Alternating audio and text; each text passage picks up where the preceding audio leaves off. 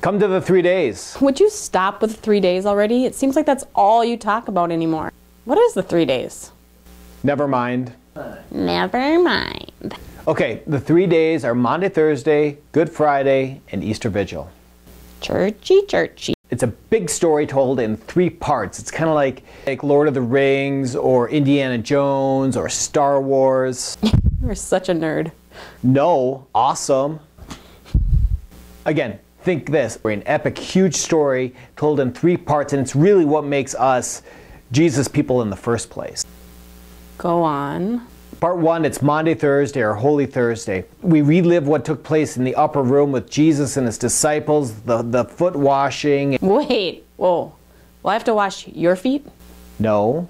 Why? Because I've been in the workout room after you've been in there and gross. Listen, sister, it's like hammer time on your feet down there, and no.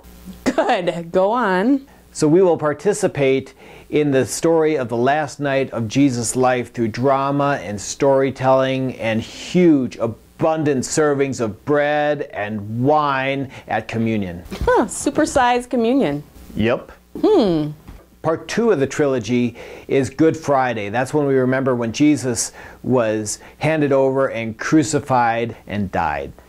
Yeah, I think I have to wash my hair or dye eggs or something that night. Really? I think actually my dog might be sick. Really? Okay, here's the thing.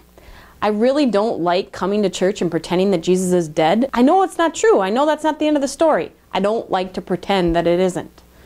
I just feel... Gross? Yeah, gross. Okay, but every story has a beginning, middle, and an end, and you have to go through the conflict at the middle to get the good stuff at the end. But why should I come? Because it's the story, it's our story, and we will be telling the story through music and candles and scripture, and we'll have a dramatic telling by somebody who was actually there. It's not just something that happened back in the day, it relates to the way things happen here and now in our day. In part 2, it ends in darkness, but part 3 is coming. Part 3? Return of the Jedi. I'm sorry. Go on. Part 3 of the story is on Saturday night. It's called Easter Vigil. We stay up all night long and we don't get any sleep and we just hear churchy stuff. Wah, wah. No, it's different than that. It only takes a couple hours. But I've got this thing. Work with me. We start outside by a fire. Wait, pyrotechnics? Kinda.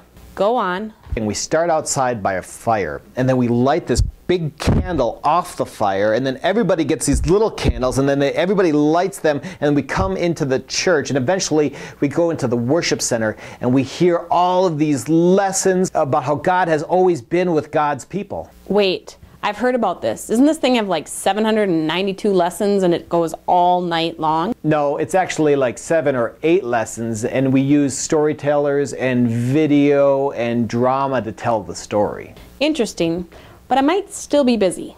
Okay, but we eventually make our way upstairs by candlelight again, and then we go into the worship space, and then we extinguish our candles, and then we sit in darkness. Is that it?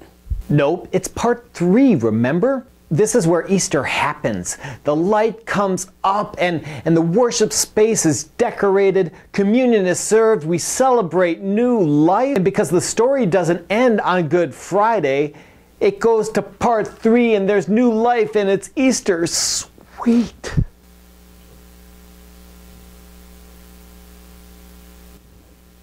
So that's when we begin to celebrate Easter? Yeah, but put away your checkbook, that's not all. Did you give up something for Lent, like chocolate or bacon or Diet Coke? Yeah. So here's the thing. When worship is done, you go out into the lobby, there's going to be a feast, there's going to be a spread of food. You get to go after whatever that thing was that you gave up and just enjoy it. Really? Yeah, food, beverages, laughter, music, wonderful times. This is where new life and Easter begins. Okay, what about Easter Sunday? Are we canceling that this year? Yes. What? Of course not. We'll have Easter services on Sunday morning. And Easter's a huge deal. That's why we celebrate. Of course we're going to have Easter on Sunday morning. I will never say this again, but you're right. The empty tomb is a big deal. It's really the reason we are Jesus people in the first place. Wait, what? You're right. Please say that one more time. No, I will not repeat it, but I'll see you on the 3 days and on Sunday too.